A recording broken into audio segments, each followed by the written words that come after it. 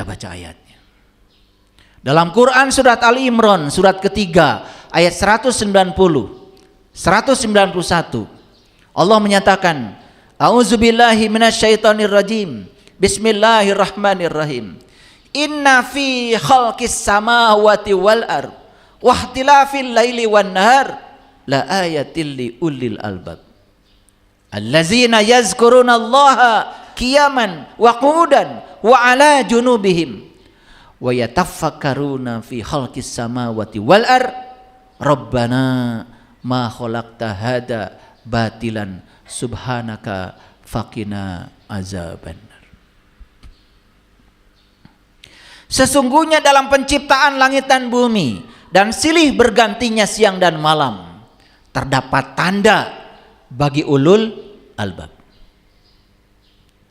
Yang bukan ulul albab lihat siang biasa. Yang bukan ulul albab lihat malam biasa. Yang bukan ulul albab lihat matahari biasa. Yang bukan ulul albab lihat bintang biasa, lihat bulan biasa. Biasa saja seperti kebanyakan orang. Saya kasih tahu, yang sudah menjadi ulul albab, lihat apapun tidak ada yang dilihat kecuali wajahnya.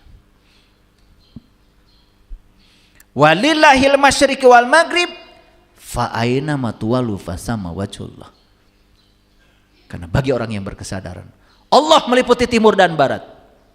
Dia meliputi segala sesuatu. Kemanapun dia memalingkan wajah, yang dia saksikan cuman wajahnya Allah. Mau sampai di situ? Mau apa tidak? Belajar. Belajar sama orang yang tahu. Belajar sama orang bijak. Karena orang bijak itu, dia berbicara karena dia memiliki sesuatu untuk dikatakan. Orang bodoh dia berbicara karena dia harus mengatakan sesuatu yang bukan miliknya.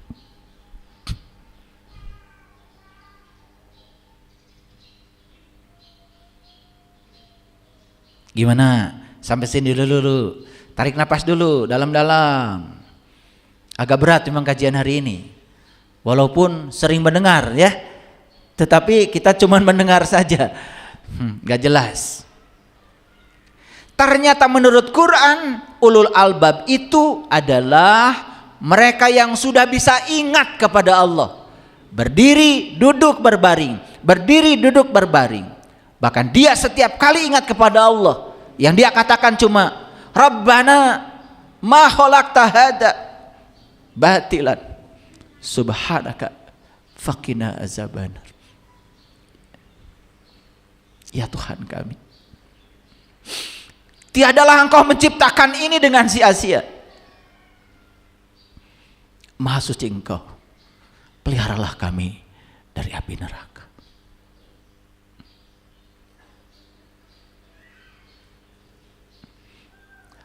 Bahkan dia melihat tubuhnya sendiri. Dia lihat tubuh dari ujung rambut sampai ujung kaki. Rabbana ma khalaqta hadza batil. Engkau adalah arsitek yang maha agung ya Allah. Begitu sempurna Engkau menciptakan tubuh ini. Dan dia sadar kalau tubuh ini adalah kendaraan yang harusnya bisa mengantarkan dia ke tempat asalnya dia.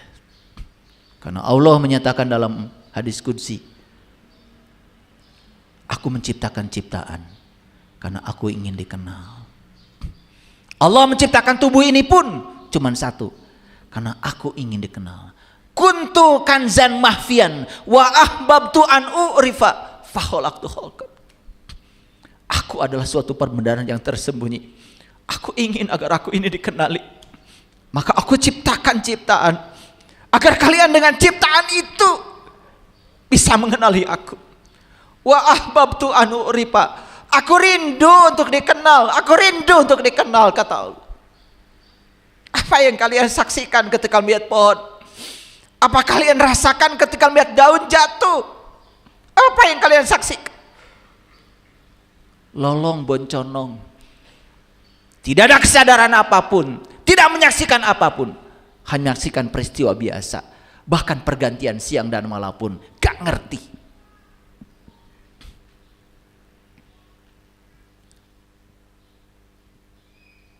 Saya tanya pada kalian semuanya, ini siang apa malam? Siang.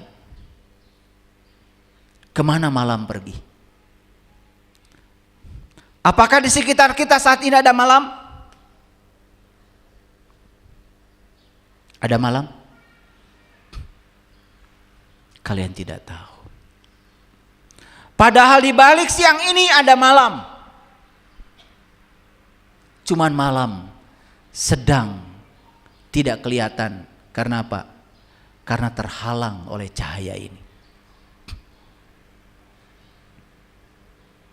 Nanti sore, begitu cahaya ini tidak ada lagi, malam ternyata ada di balik ini.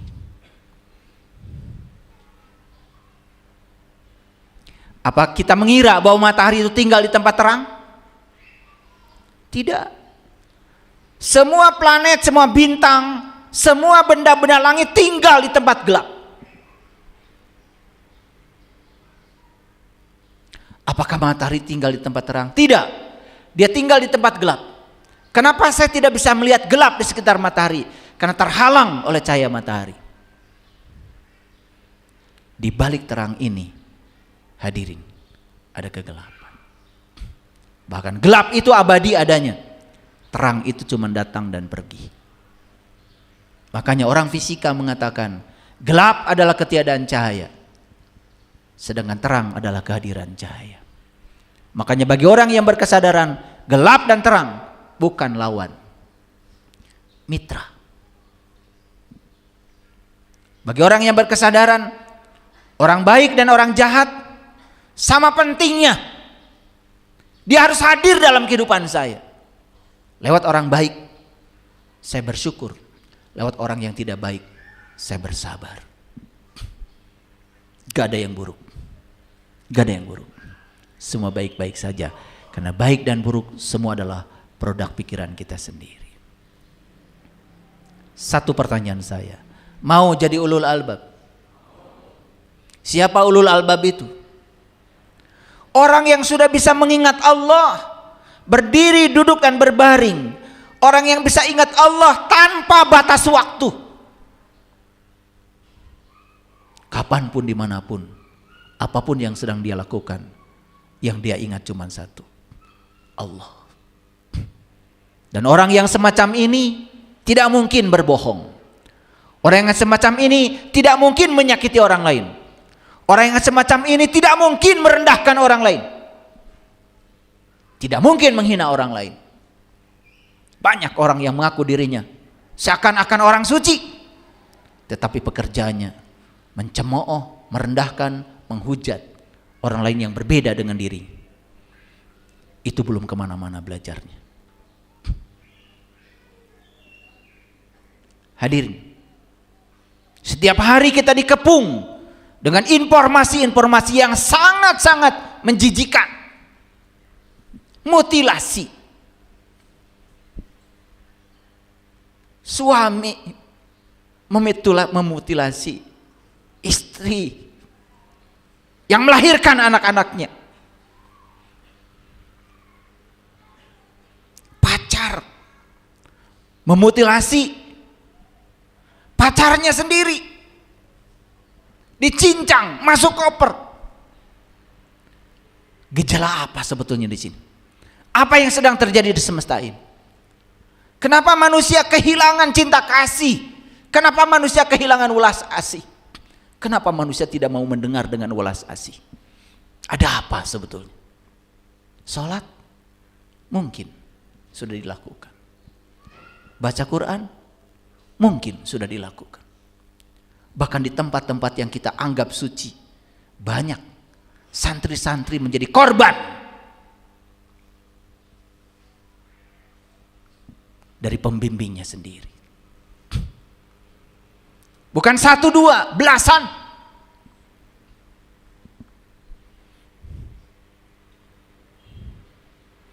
Gejala apa ini? Gejala apa? Ini teguran dari semesta, teguran supaya kita segera bangkit dan sadar. Pengetahuan lama yang usang, yang tidak menolong kita, tinggalkan. Ganti dengan pengetahuan baru yang membawa kita pada jalan keselamatan. Pengetahuan lama yang tidak membuat kita sadar, tinggalkan. Belajar kesadaran. Belajar kesadaran.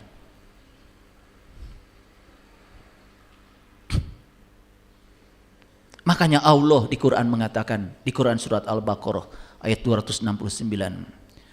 Yu'til hikmata may yasha wa may yu'til hikmata faqad utiya khairan katsir wa may yazakaru illa ulil albab. Allah menganugerahkan hikmah, kepahaman kepada siapa yang dikehendakinya. Dan barang siapa yang dianugerahi hikmah, ia benar-benar telah dianugerahi kebaikan yang banyak. Dan hanya ulul albab yang bisa mengambil hikmah itu. Ini batasan dari Allah. Sepanjang kita tidak mau jadi ulul albab, sepanjang kita tidak mau kenal pada diri kita sendiri, kenal pada Tuhan kita, sepanjang itu pula kamu tidak akan pernah bisa mengambil hikmah dari apapun. Hadirin, begitu banyak peristiwa yang setelah terjadi dalam kehidupan kita. Kita hanya menilai, ini baik, ini buruk, ini benar, ini salah. Pertanyaan saya, apakah kita sudah bisa mengambil hikmah dari semua itu? Pelajaran apa yang dapat kita ambil dari itu semua? Begitu banyak peristiwa yang terjadi dalam kehidupan kita, tapi kita tidak dapat pelajarannya. Berumah tangga sudah puluhan tahun, hanya cekcok aja. Tidak mengambil hikmah. Coba, kenapa ya saya cekcok terus? Apa yang kurang dari ilmu saya tentang rumah tangga? Oh, ternyata saya salah. Tujuan utama rumah tangga adalah belajar menerima dan menghargai bahwa saya dengan pasangan saya berbeda. Selama ini malah justru saya memaksakan keinginan saya pada pasangan saya. Lalu apa yang terjadi? Cinta itu malah jadi saling merantai, saling membatasi. Harusnya cinta itu saling memberi sayap dan membebaskan. Harusnya cinta itu membawa kepada kedamaian dan kebebasan. Bohong. Di situ ada cinta. Kalau masing-masing saling merantai dan mengunci, bohong besar. Dia saling menyiksa perasaan masing-masing. Makanya jadinya kan cocok tidak cocok. Ketika ditanya, kenapa Anda mau menceraikan pasangan Anda? Saya sudah tidak cocok lagi. Loh, kata Allah, memang sejak kapan kamu cocok? Dan cocok itu dianggap kalau sama. Ya Allah, cocok itu negatif ketemu positif, cocok. Mutu ketemu coet, cocok. Mutu ketemu mutu, gak cocok. Coet ketemu coet, gak cocok. Gak bisa jadi sambal.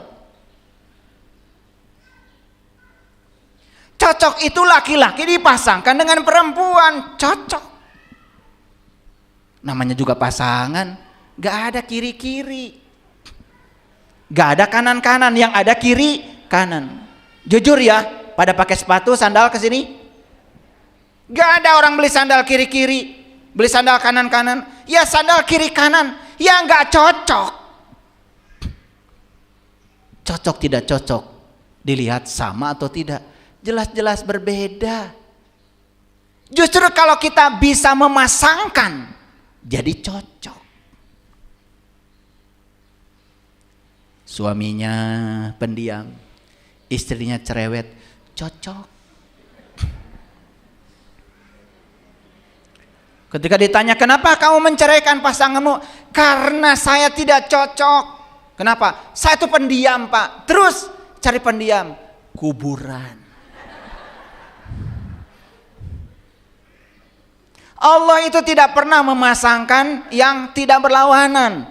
Justru dipasangkan karena berlawanan. Semua yang berlawanan itu jelas tidak cocok. Tapi cocok dan tidak cocok bukan sama atau tidak sama, tetapi yang berbeda dibuat menjadi klop, cocok namanya. Suaminya hemat, istrinya boros, cocok. Tanya sama Allah, ya Allah kenapa saya dipasangkan dengan yang boros? Kata Allah, supaya kamu banyak uang. Gitu kata Allah. Kan cocok. Paham? Baru. Ayo lihat saya semua. Guru itu ada dua. Ada guru yang di dalam, ada guru yang di luar. Awas. Cari guru yang mana? Yang di dalam apa yang di luar?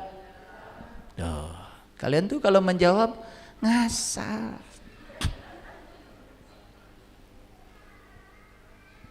Memang bisa masuk ke dalam kalau nggak dari luar dulu gitu?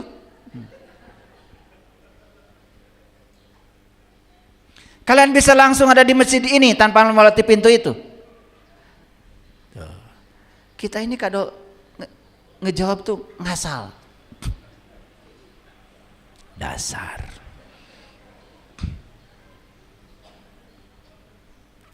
Ulangi lagi. Cari guru yang di dalam atau yang di luar? Ya cari dua-duanya.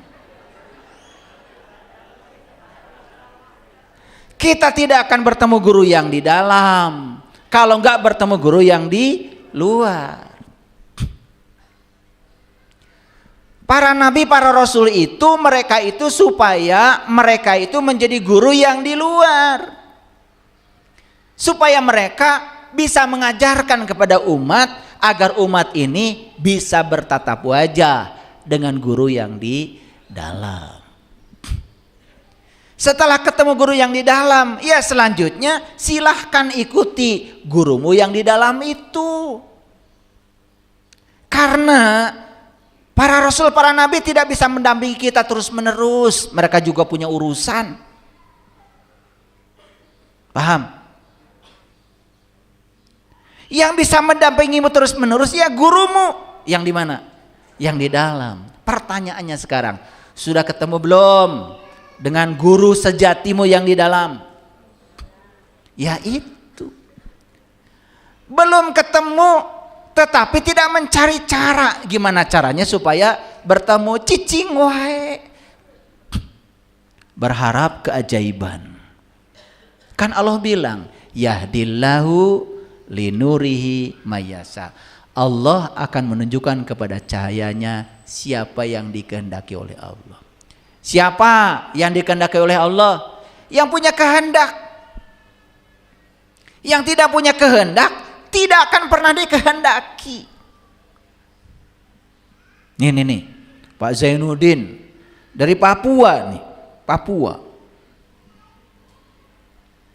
Hari Minggu sampai Bandung.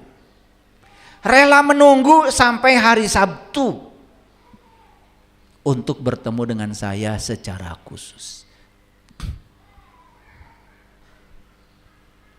Sementara aku ditinggalkan bisnisnya. Gak apa-apa. Gak usah khawatir. Ya. Ntar juga diganti. Allah tuh sangat tahu kebutuhan kita. Yuk sekarang masuk ke dalam. Bimbingan dari dalam diri adalah suara kecil yang sulit didengar karena kebisingan pikiran kita. Apakah sejak kita lahir ke alam dunia ini suara kecil dari dalam, suara kebenaran itu ada atau tidak ada? Ada. Tetapi suara itu kecil sekali. Karena apa? Karena pikiran kita dari kecil sudah berisik, bising. Bahkan begitu kita terus tumbuh menjadi dewasa, pikiran ini semakin dijejali oleh berbagai macam kebisingan, benar salah, baik buruk, suka tidak suka, cinta dan benci, terus begitu, makin bising. Akibatnya apa? Suara kecil yang asli dari dalam itu nyaris tidak terdengar lagi. Makanya alam semesta menyediakan pembimbing dari luar. Tugasnya pembimbing yang di luar itu pertama cuman membantu mengeraskan suara kecil itu supaya sampai pesannya kepada kalian. Tetapi guru yang di luar tidak bisa mendampingi terus-menerus. Makanya guru yang di luar tugas yang keduanya adalah mempertemukan supaya sang murid bisa bertemu dengan guru sejatinya yang di dalam. Karena guru yang di luar kadang tidur, kadang ngantuk, kadang kerja, karena banyak urusan. Tapi guru yang di dalam la ta'khuduhu sinnatu wala nawm. Gak pernah tidur, gak pernah ngantuk. Pintu gapuranya selalu terbuka setiap saat. Tetapi untuk bertemu guru yang di dalam memang perlu bantuan guru yang di luar. Karena tidak mungkin tiba-tiba sampai di dalam, gak dari luar dulu. Itulah di Quran surat Al-Kahfi dikatakan mayyahdillahu fahuwal muhtadi wa mayudlil falan tajidalahu waliyan mursidan. Barang siapa yang dikehendaki Allah dapat petunjuk, pasti akan bertemu dengan guru yang di luar. Seorang penunjuk jalan. Tetapi barang siapa yang tidak dikehendaki Allah dapat petunjuk, karena orang ini tidak punya kehendak untuk dapat petunjuk, sampai mati pun tidak akan bertemu dengan waliyan mursidan. Nah, waliyan mursidan itu adalah guru-guru yang di luar yang akan mengantarkan kita untuk bertemu guru sejati kita yang di dalam. Itu semua tidak bisa diceritakan, harus praktek. Kenapa tidak dikasih aja langsung di sini? Sebentar. Ada ilmu umum, ada ilmu khusus. Ilmu umum disampaikan di tempat umum. Ilmu khusus disampaikan di tempat khusus. Di acara khusus, dengan cara khusus, dan hanya diberikan pada orang-orang yang khusus. Itulah diceritakan di Quran surat Al-Mujadilah ayat 12-13. Nabi Muhammad pada waktu itu terkadang beliau berbicara di depan umum, terkadang beliau berbicara secara khusus kepada orang yang khusus di tempat yang khusus, karena ilmu yang diberikan ilmu yang khusus. Makanya jangan semua ilmu ingin disampaikan. Ya, ini kan cuma kulit-kulitnya saja. Tapi kulit penting apa tidak? Gak ada air kalau gak ada gelas. Maaf ya, ini cuma praktek aja. Ternyata gelas ini penting.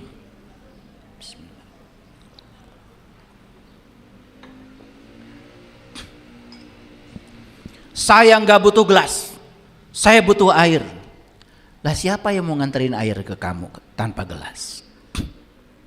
Makanya syariat penting, hakikat penting. Temukan perpaduan syariat dan hakikat. Itulah yang hebat.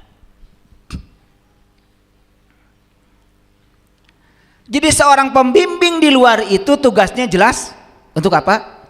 Satu, meninggikan suara kecil yang nyaris tak terdengar karena si murid masih berisik pikirannya. Sehingga suara kecil dari dalam itu nyaris tak terdengar. Dan kalau suara itu tak terdengar, berarti hidup kita akan banyak melakukan kesalahan. Karena hidup hanya mengikuti hawa nafsu dan keinginan, tidak mengikuti bimbingan dari alam kesadaran. Hidup hanya mengikuti pikiran liar. Pikiran itu seperti supir. Kalau kita naik mobil disupiri oleh supir yang brutal alias liar, insya Allah nyungsep. Dan kenapa hidup kita banyak nyungsepnya? Karena apa? Pikiran dikendalikan. Pikiran mengendalikan kesadaran. Karena kesadaran terlalu kecil dan tidak berdaya, si pikiran ini, rahwana ini, dia mengendalikan kesadaran kita. Apa yang terjadi? Ya, orang yang seperti itu hanya akan berakhir dalam penderitaan. Sudah jadi pejabat, susah-susah, tidak puas dengan gaji dari jabatannya, merasa kurang dengan yang didapat, timbul keserakahan. Akibatnya hak orang lain dia ambil. Ujungnya tinggal di pesantren.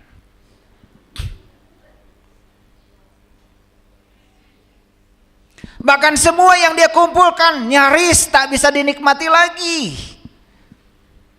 Karena apa? Dibatasi kebebasan fisiknya. Bodoh nggak? Makanya orang yang bahagia itu bukan yang memiliki banyak, tapi yang sedikit kebutuhannya, merasa puas dengan yang ada.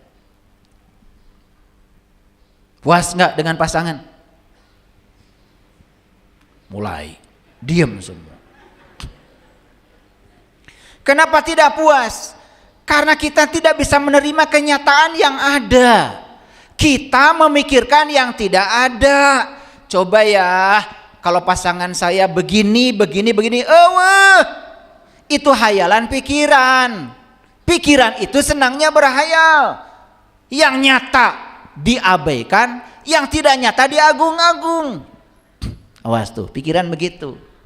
Kenal nggak kalian sama pikiran kalian? Ya itu, boro-boro kenal diri. Pikiran saja tidak dikenali. Bagaimana mau hidup bahagia? Ya banyak-banyak kayak gini. Gak jelas. Wajahnya serem. Senyum aja gak bisa 2 cm ke kiri, 2 cm ke kanan. Coba lihat kalau orang senyum dipaksakan kan begitu. Betul gak? Gak simetri. Ulangi. Jadi guru yang di luar tugasnya apa? 1, kalau kita belum bertemu dengan guru kita yang di dalam, minta sama guru yang di luar, tolong keraskan suara kecil di batin saya ini, biar saya bisa mendengar. Karena saya tidak bisa mendengar, karena pikiran saya masih berisik. 2, tolong saya pertemukan dengan guru saya yang di dalam, agar saya bisa berguru tanpa batas di setiap ruang dan waktu. Gitu. Kartos? Oke. Nah, begitu kita bertemu dengan guru yang di dalam, ternyata guru yang di dalam itu hidup. Di Quran disebutnya kitab. Makanya kata Allah di Quran surat Al-Isra ayat 14, Iqra kitabaka kafa binafsika al-yauma 'alaika hasiba. Bacalah kitabmu itu, dan cukuplah itu menjadi juru hisabmu, pembimbingmu, kompasmu. Sampai sekarang sudah setua ini, kita belum tahu yang mana kitab kita itu. Padahal yang namanya kitab itu kalamullah. Kalam itu sifat, Allah itu zat. Kalamullah itu adalah sifat dengan zat manunggal. Jadi sebetulnya guru yang di dalam itu adalah kitab sejati kita. Kitab itu hidup dan membimbing kita di setiap ruang dan waktu.